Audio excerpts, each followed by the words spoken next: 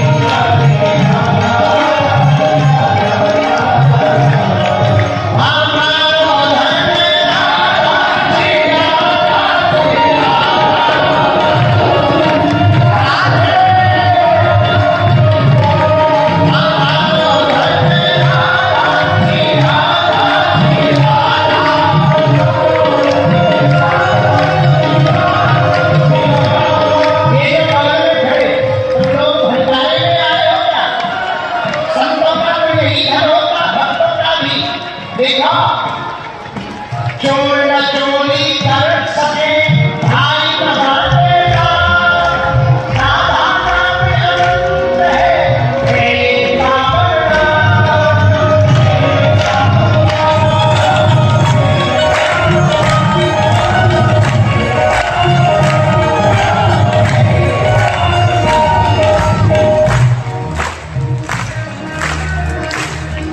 श्री राधे तुम बड़े भाग्यनी, कौन तपस्या की, तीन लोग कारण तरन है तेरे आधीन।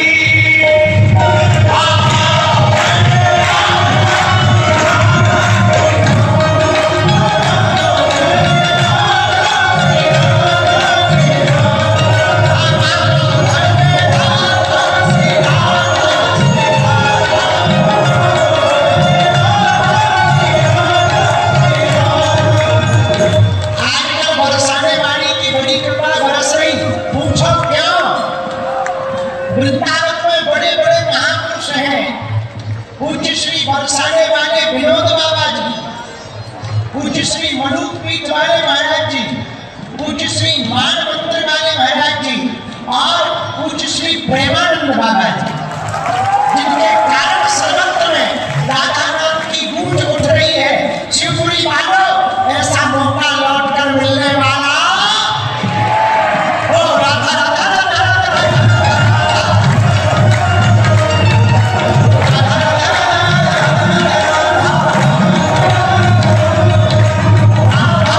श्री राधा श्री राधा।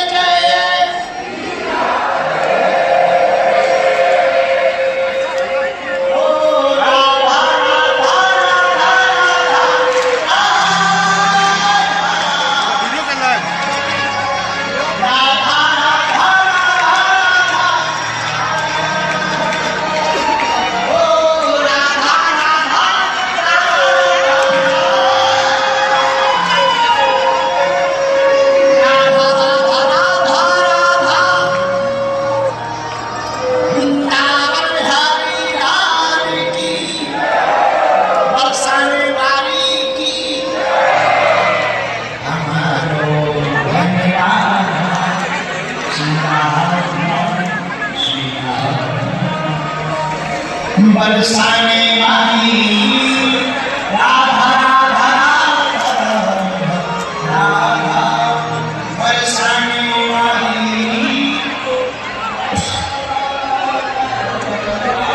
महात्मा प्रेमानंद महाराज जी से संतों का धन क्या है? हमारा धन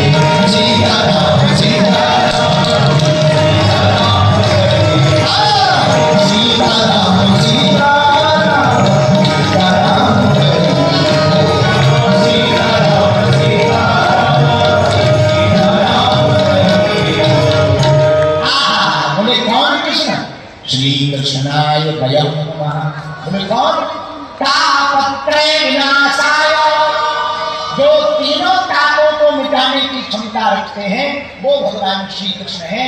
ऐसे भगवान श्री कृष्ण के श्री चरणों को हम लोग प्रणाम करते हैं।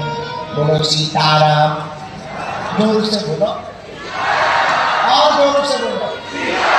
तो किसी ने कहा महाराज भागवत जी की महिमा क्या है?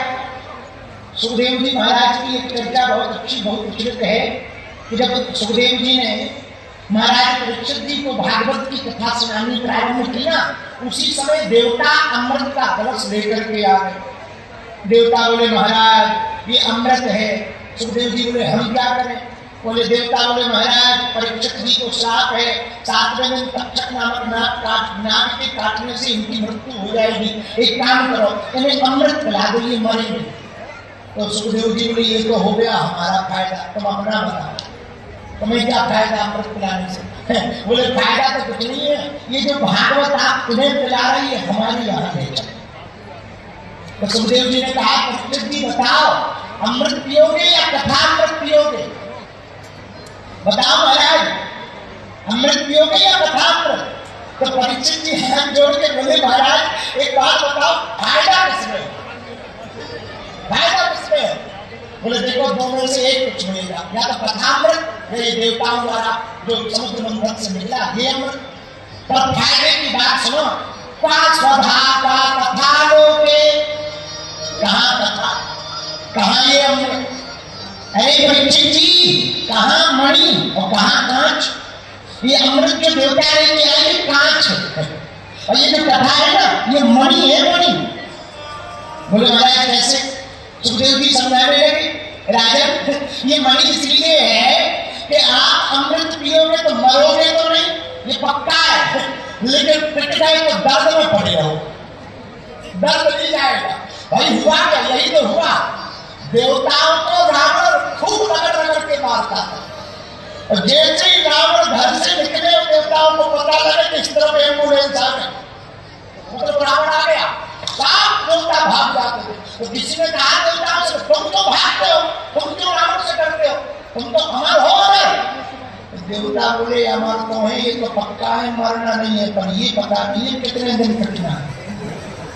तो बोले कटना दर बुरी बात थोड़ी है, बोले कटने के बाद जो सिकाई होती कई दिनों तक बिस्तर से भी उठा जाता है, ऐसी हालत होती है, इसलिए बहुत बुरी हालत होती है। इसलिए हम लोग बचते ही हैं। तो देवता बचते कैसे थे? रावण जैसी आवे तो भाग जाए और भाग देवता छोटी छोटी गुफाओं में घुस जाए। तो किसी ने कहा कि तुम छोटी गुफाओं में क्यों घुसते हो? देवता बोले रावण की आदत है, रावण झुकता नहीं है, घमंडी है, झुकता नहीं है। वो बड़े दरवाजों में तो आ जाता है, छोटे दरवाजे में नहीं आता। इसलिए देवता छोटी छोटी गुफाओं में घुस के रावण से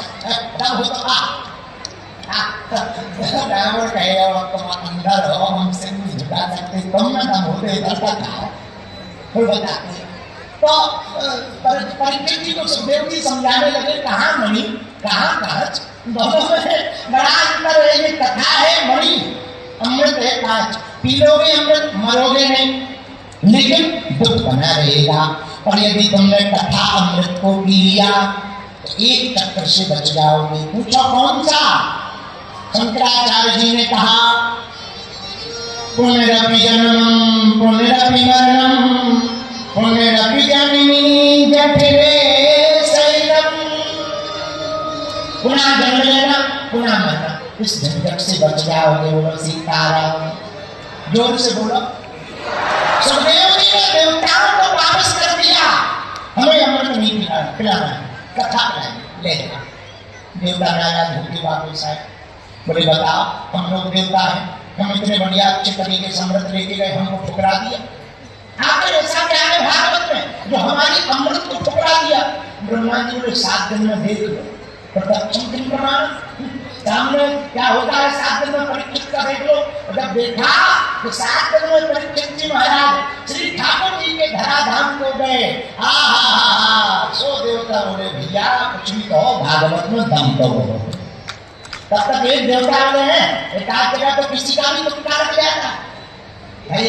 जब शुरू में हमारा दरबार चालू हुआ टीवी पर, तो टीवी वाले यही तो कहते हैं एक दो का तो तुक्का लग जाता, 10-20 लगाओ तब पता लगेगा। हम भी क्या आगे खटवी के वाले बकरी में हनुमान। और फिर क्या देवता बोले भाई एक आध जन्म का तो कल्याण हो जाता, तो क्या सबका कल्याण होगा? बोले चलो भागवत जी को तौल लो। अब देवता तो देवता एक तराजू पर पूरे ग्रंथों को रखा, 7 ग्रंथों को, वेदों को रखा, उपनिषदों को रखा, शास्त्रों को रखा। दूसरे पल्ले पर तराजू के भागवत जी को रखा। ध्यान से सुनना, भागवत जी की महिमा क्या है भैया। दूसरे पल्ले पर जैसे ही तराजू के दूसरे पल्ले पर श्रीमद् भागवत जी को रखा और तराजू को उठाया, सब ग्रंथ नीचे भैया, सब ग्रंथ धरे के धरे रह गए, ऊपर की तरफ टंग गए। भागवत जी एक किंचित मात्र नहीं उठे, 7 ग्रंथ ऊपर की तरफ उठ गए। तब भागवत जी ने आए, लघुन्यानि दातानि गौरवेणीदं महत् तदा ऋषिगणाः सर्वे विस्मयं परमं ययुः। आपको देखने की, आपको सुनने की, आपकी वाणी सुनने की, आपकी लीलाएं सुनने की, आपकी चरित्र को सुनने की, आप चले जाओगे। अब हमारे दर्शकों का क्या होगा? बताएं क्या बोले भगवान? भैया भगवान बोले उद्धव तुम चिंता मत करो, हम अपने तेज को भागवत जी में रख करके जा रहे हैं। इनकी भागवत जी की जो शरण में आएगा, उद्धव समझना वो हमारी ही शरण में है। ये साक्षात ठाकुर जी और भागवत भगवान की अद्भुत महिमा है। ऐसी साधारण महिमा नहीं, अद्भुत महिमा है। एकदाहि विशालायां चत्वार ऋषयो मलः सत्संगार्थं समायाता ददुस्तत्र नारदम्। एक बार भागवती की महिमा सुनो। 4 ऋषि सनत, सनंदन, सनातन, सनत कुमार, चारों ऋषि सत्संग की इच्छा से पृथ्वी पर घूम रहे थे। बद्रीनाथ जी में जैसे ही चारों ऋषि पहुंचे, चारों कुमार उसी समय नारद जी को देखा। नारद जी मुंह लटकाए खड़े। तो चारों कुमारों ने नारद जी को बुलाया, इधर आप हमारे भाई हो और साधु भी हो। साधु का मुंह लटका हुआ नहीं होना चाहिए महाराज जी, साधु का मुंह लटका हुआ नहीं होना चाहिए, हंसता हुआ होना चाहिए। क्योंकि यदि साधु ही मुंह लटका के बैठेगा तो गृहस्थियों का क्या हाल होगा। वही बात नारद जी से चारों कुमारों ने कही। समस्त संबंध सनातन समस्त बात में ये मुंह लटकाए तो खड़े हो नारद जी, किस कारण से तुम्हारा मुख मलिन है? अरे तुम्हारा चला क्या गया? तुम तो महात्मा हो, महात्माओं के पास होता भी क्या? नारद जी आप तो इतने वीतराग महात्मा हो, अपने लिए एक रहने को झोपड़ी भी नहीं बनाई। धन तो कुछ है नहीं, तो किसी ने लूट लिया हो। और संतों के पास धन होता भी है तो पता है क्या होता? पूछो क्या होता? पूछो, अरे जोर से तो पूछो।